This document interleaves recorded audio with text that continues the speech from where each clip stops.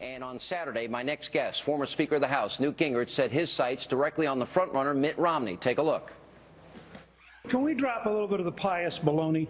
The fact is, you ran in '94 and lost. That's why you weren't serving the Senate with Rick Santorum. The fact is, you had a very bad re-election rating. You dropped out of office. You had been out of state for something like 200 days preparing to run for president. You didn't have this interlude of citizenship while you thought about what to do. You were running for president while you were governor. You were going all over the country. You were out of state consistently.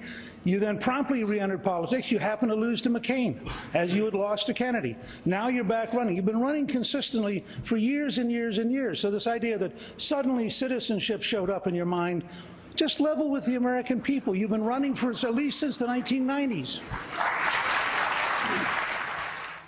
And joining me now from the campaign trail right here in New Hampshire is presidential candidate Newt Gingrich. All right, before we get to that exchange, one of a number of kind of testy exchange, you're smiling. I see. There's, I guess, no bad blood.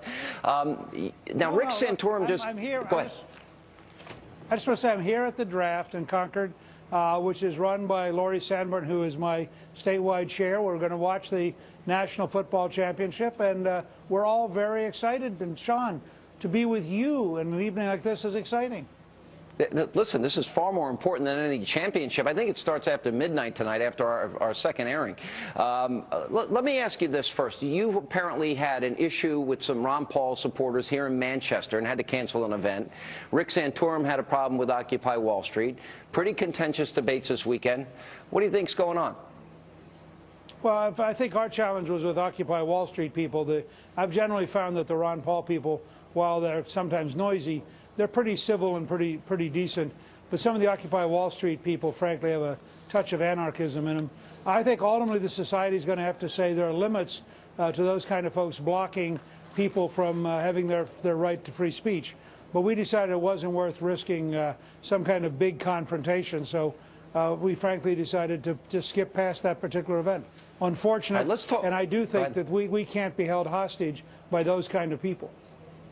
Talk about this comment that you made during the debate on Saturday night, Pious Baloney, and you had other exchanges with Mitt Romney. Well, I've been trying to find the right phrase to explain what Governor Romney's technique is, and it is to sort of say something as though it sounds totally correct, except it's not true. And I thought baloney was probably the best way to capture all that. You know, he was in the middle of a riff that was just plain baloney. And an old-fashioned term, I was born in central Pennsylvania. Bob Walker suggested I could have said Lebanon baloney, but I didn't want to pick down to some geographic location. You know, the fact is, this is a guy who is a Massachusetts moderate, who voted for Paul Tsongas in the Democratic primary in 1992, when Tsongas was the most liberal person. He ran to the left of Teddy Kennedy in 1994. He repudiated the contract with America. He repudiated Reagan and Bush. As late as 2002, he called himself a moderate and a progressive. And now to run around saying, oh, I'm really a conservative, I'm really conservative. It's a point where you just kind of say, give me a break, you know. Campaign is who you really are, and either win or lose in a fair, straight way. But don't go around making things up that aren't accurate. Let me ask you specifically about tactics and strategy as it relates to the campaign. You've been in this game a long time. I was there in the room the night you became the Speaker of the House. That's a long time ago. Usually one of the first rules in politics, if somebody attacks you, you respond immediately. You decided to wait. Now your posture is far more forceful. Why do you think you waited, and do you think that might have been a mistake? Well, look, it might have been a mistake if the world ended on January 3rd in Iowa. But that was the beginning. I've described it as the opening 3 minutes of the Super Bowl. I wanted to be positive. I ran a campaign being positive. I emerged out of nowhere being positive. At one point, I was up to 37% at Gallup nationally. I had a huge lead being positive. And along comes this avalanche of negative, nasty, and often dishonest ads. 45% of all the ads in Iowa attacked me personally, just went at me. But I wanted to stay and see, could we be positive? Plus, frankly, I tried to warn Governor Romney. And I said over and over for 2 solid weeks, this is not a good idea. This is not a campaign we want to get into. And he kept coming back and saying that, you know, I needed to develop broad shoulders, and I needed, if I couldn't take the heat, get out of the kitchen. Well, I've been doing this for a long, long time, and I'm quite capable of doing what needs to be done. He has set the terms of the campaign. I'm not going to run the kind of negative, dishonest ads that his super PAC did, one of which got 4 Pinocchios from the Washington Post, which means they had 4 falsehoods in a 30-second ad, which takes real effort. But I am going to draw a very sharp, very clear contrast between a Reagan conservative and a Massachusetts moderate, between cutting taxes by me, raising taxes by Romney, between being pro-Second Amendment rights by me, putting a tax on guns, and being for gun control in Massachusetts by Romney. We're just going to have a straight-out contrast campaign, and I think in South Carolina, people are going to decisively repudiate the culture that produced Dukakis, John Kerry, and Mitt Romney. You have a super PAC now out there that is supporting you, Mr. Speaker, in this race against Governor Romney, and they've got a 30-minute ad. Apparently there was some type of bidding war that went on for this thing. And what's interesting is this came up during the debate over the weekend, and Romney's response and answer was, well, I would expect Barack Obama to attack capitalism, not my fellow Republicans. And your response to that is? Baloney. I am for capitalism. I'm for honest entrepreneurs investing. I'm for people creating businesses. Callista and I have created 4 small businesses in the last decade. I get it. But I'm not for looting. There's a company in the Wall Street Journal today that Bain put $30 million into, took $180 million out of, and the company went bankrupt. Now you have to ask yourself, you know, was a 6-to-1 return really necessary? What if they'd only taken $120 million out? Would the company still be there? Would 1,700 families still have a job? I think there's a real difference between people who build in a free market and people who go around, take financial advantage, loot companies, leave behind broken families, broken towns, people in unemployment. And I think Governor Romney in the next week or so is going to have to hold a press conference. And he's going to have to walk the country through the things that they did at Bain, because in 3 or 4 cases, they don't look like capitalism. They look like rich guys looting companies, taking all the cash and leaving behind all the unemployed. That's not the kind of free market I want to be part of. I want to be in a free market where everybody has a fair chance. That doesn't mean you always win. There are times you lose. There are times you go bankrupt. That's fine if the person who's getting rich is also taking the risk and is also suffering some of the consequences. It's not fine if the person who's rich manipulates the system, gets away with all the cash, and leaves behind the human beings. You got a big endorsement today, Todd Palin. Reaction? I was thrilled. Todd called me, and we had a great conversation. He said, look, you're a populist conservative. You understand Main Street. You understand small towns. You're not part of the Wall Street gang. And he said, I just personally want to endorse you.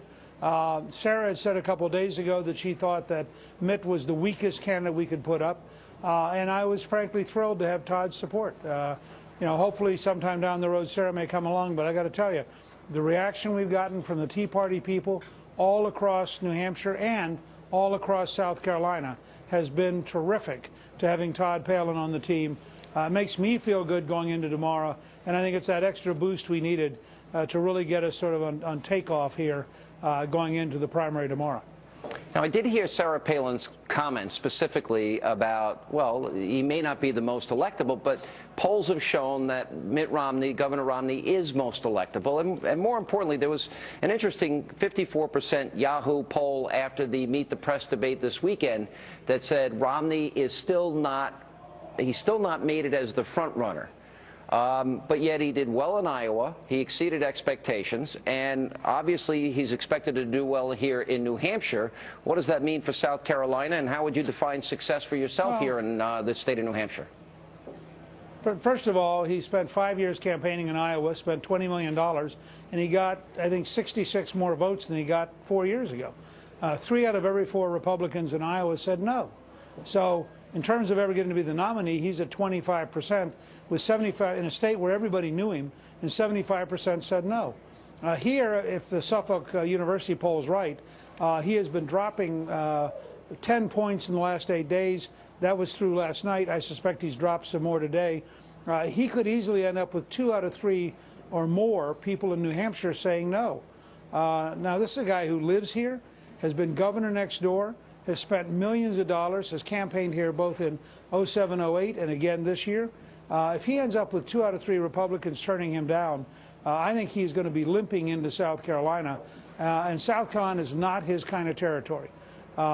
He raised taxes. You know, just take his list of what he actually did as governor. That is indefensible in South Carolina politics. What do you think? And South Carolina, interestingly, has their own, I guess, history of voting very independently when it comes to these primaries, at least historically when you go back and you look at it.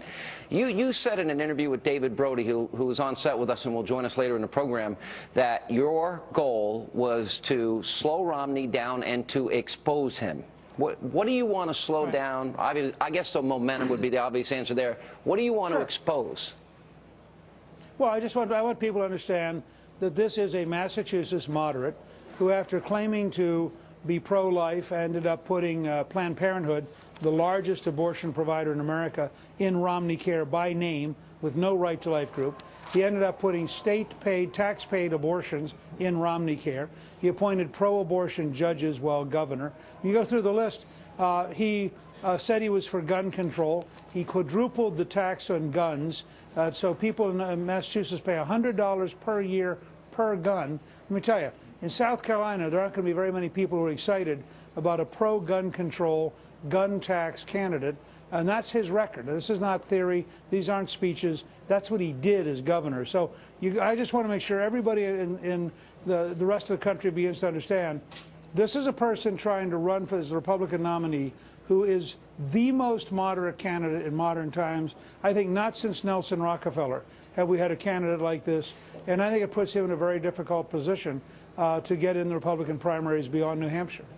Do you still believe, as you once said, you didn't think that Romney could win in a general election against Obama? I think you'd have a very hard time. I would support him if he's the nominee. I think he's vastly better than Barack Obama.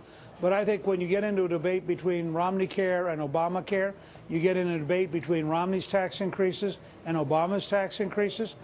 You get into a debate where Romney was functionally pro-choice and Obama's pro-choice. It's going to be pretty hard to round up the conservative base of this party and get them enthusiastic if that's what the debate ends up looking like. We are 5 days away from fundamentally transforming the United States of America.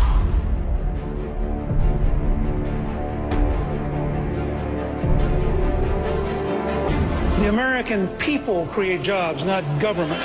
Would you reappoint Ben Bernanke? I would fire him tomorrow. I think the Fed should be audited. I'm not particularly worried about Governor Perry and Governor Romney frightening the American people when President Obama scares them every single day. When I was Speaker, we added 11 million jobs in a bipartisan effort, including welfare reform, the largest capital gain tax cut in history. We balanced the budget for 4 straight years. How would the country feel today at 4.2% unemployment? That's my credential. I'm going to outline a 21st century contract with America. It's going to be far bolder, far deeper, far more profound than what we did in 1994 or what I helped Jack Kemp and Ronald Reagan do in 1980. I am very much in favor of school choice. My personal preference would be to have a Pell Grant for K through 12 so that every parent could pick with their child any school they wanted to send them to. I think unemployment compensation should be tied directly to a training program so that 99 weeks becomes an investment in human capital, giving us the best trained workforce in the world. But I believe it is fundamentally wrong to give people money for 99 weeks for doing nothing. The Congress this year, this next week, ought to repeal the Dodd-Frank bill. They ought to repeal the Sarbanes-Oxley bill. They ought to start creating jobs right now, because for those 14 million Americans, this is a depression now. Well, I'm frankly not interested in your effort to get Republicans fighting each other. I, for one, and I hope all of my friends up here, are going to repudiate every effort of the news media to get Republicans to fight each other to protect Barack Obama, who deserves to be defeated, and all of us are committed as a team. Whoever the nominee is, we are all for defeating Barack Obama.